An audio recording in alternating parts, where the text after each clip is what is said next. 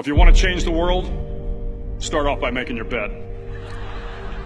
If you make your bed every morning, you will have accomplished the first task of the day.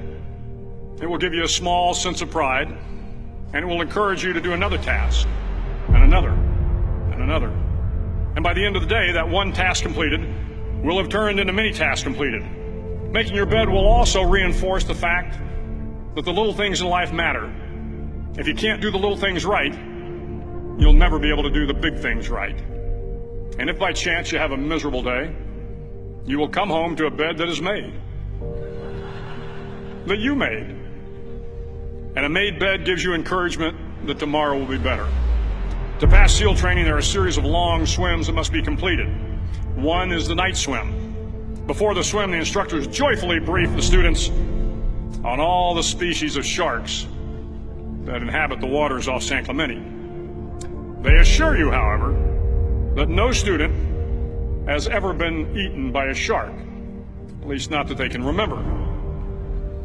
But you are also taught that if a shark begins to circle your position, stand your ground. Do not swim away. Do not act afraid. And if the shark, hungry for a midnight snack, darts towards you, then summons up all your strength and punch him in the snout, and he will turn and swim away. There are a lot of sharks in the world. If you hope to complete the swim, you will have to deal with them. So if you want to change the world, don't back down from the sharks. Over a few weeks of difficult training, my SEAL class, which started with 150 men, was down to just 42. There were now 6 boat crews of 7 men each. I was in the boat with the tall guys, but the best boat crew we had was made up of the little guys, the Munchkin crew, we called them. No one was over 5'5". The Munchkin boat crew had 1 American Indian, 1 African American, 1 Polish American, 1 Greek American, 1 Italian American, and 2 tough kids from the Midwest.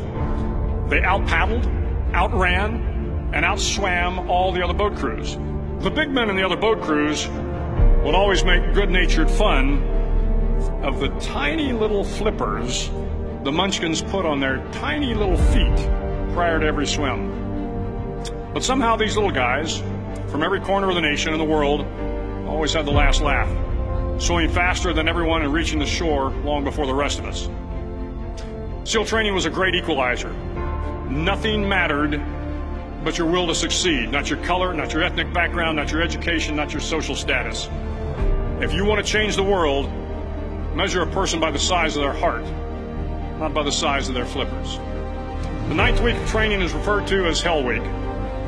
It is 6 days of no sleep, constant physical and mental harassment, and 1 special day at the Mud Flats.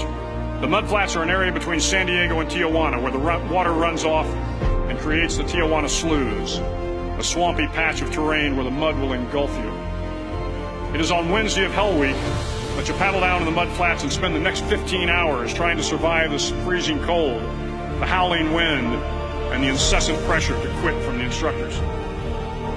As the sun began to set that Wednesday evening, my training class, having committed some egregious infraction to rules, was ordered into the mud. The mud consumed each man till there was nothing visible but our heads. The instructors told us we could leave the mud if only 5 men would quit. Only 5 men, just 5 men, and we could get out of the oppressive cold. Looking around the mud flat, it was apparent that some students were about to give up. It was still over 8 hours till the sun came up. 8 more hours of bone-chilling cold. The chattering teeth and the shivering moans of the trainees were so loud, it was hard to hear anything. And then one voice began to echo through the night.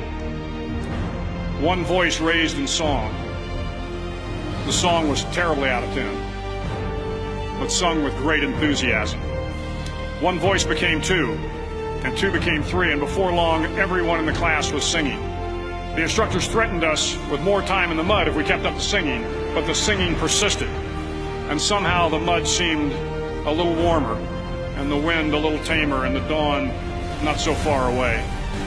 If I have learned anything in my time traveling the world, it is the power of hope, the power of one person, a Washington, a Lincoln, King, Mandela, and even a young girl from Pakistan, Malala. One person can change the world by giving people hope.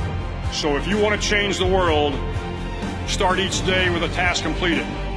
Find someone to help you through life. Respect everyone. Know that life is not fair and that you will fail often. But if you take some risks, step up when the times are the toughest, face down the bullies, lift up the downtrodden, and never ever give up. If you do these things, the next generation and the generations that follow will live in a world far better than the one we have today. And what started here will indeed have changed the world for the better.